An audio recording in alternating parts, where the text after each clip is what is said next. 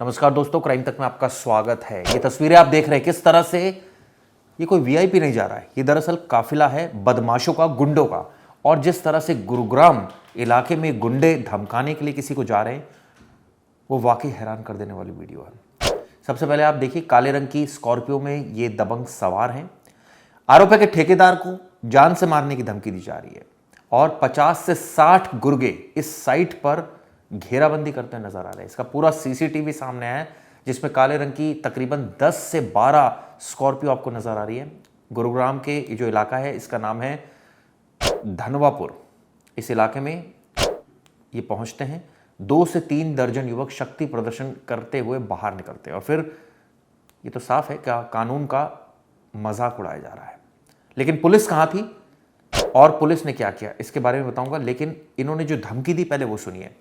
काम करना है तो ठेके में हिस्सा दो, वरना अंजाम भुगतने के लिए तैयार रहो। दरअसल ये पूरा वाकया है दिल्ली से सटे गुरुग्राम का। गुरुग्राम से एक हैरान कर देने वाली खबर सामने है, जहां कौशल चौधरी गैंग के नाम पर एक ठेकेदार को जान से मारने की धमकी दी गई है। और आप सोचिए कि रंगदारी की उससे मांग की गई है।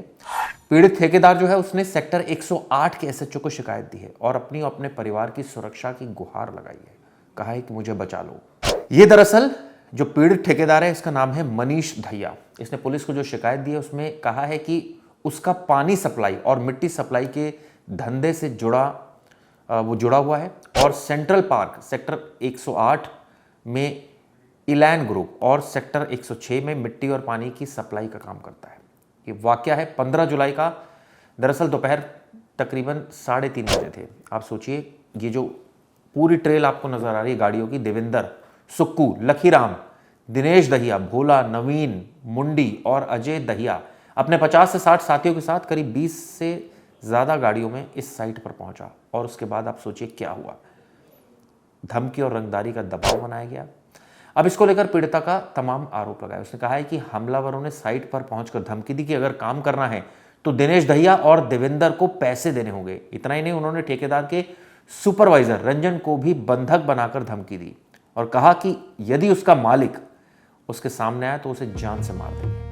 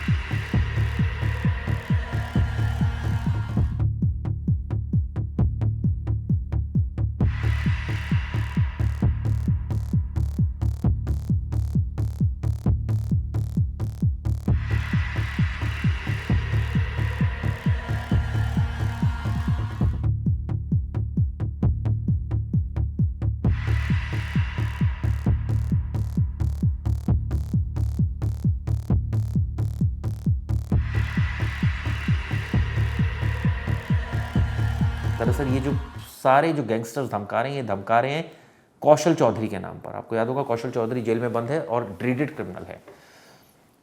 अब ये पता चला है, ये कौशल चौधरी के लिए हथियार जुटाने का काम करते हैं। ये सारे बदमाश रंगदारी वसूलने का काम करते हैं और अवैध कब्जों का काम करते हैं।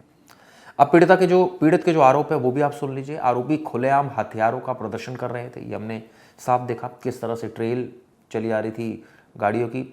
ठेकेदार के परिवार और कर्मचारियों को जान से मारने की धमकी दी गई, जिससे ऑब्वियसली एक माहौल गर्म आ गया। लेकिन सबसे बड़ा सवाल है कि गुरुग्राम पुलिस पर क्या कर रही थी।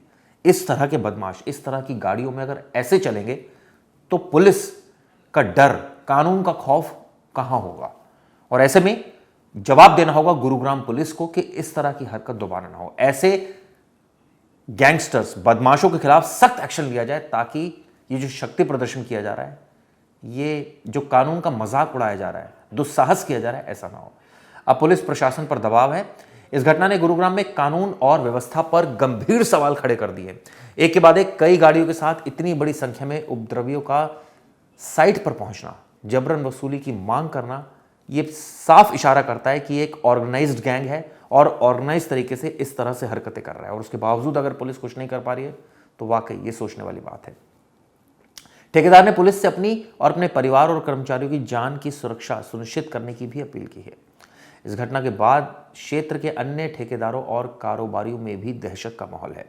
पुलिस मामले की जांच कर रही है, लेकिन जांच के नाम पर ये क्या किया जा रहा है? आप सोचिए, शक्ति प्रदर्शन कोई बदमाश आज के युग में ऐसा कोई अगर करता है तो कितना बड़ा सवाल होता है। दरअसल ये खबर हमारे संवाददाता नीरज वशिष्ठ ने फाइल की है गुरुग्राम से, लेकिन जिस तरह से ये घटना हुई है, जिस तरह से काफिला देखा जा रहा है, ऐसा लग रहा है कि यहां गुंडों का राज है।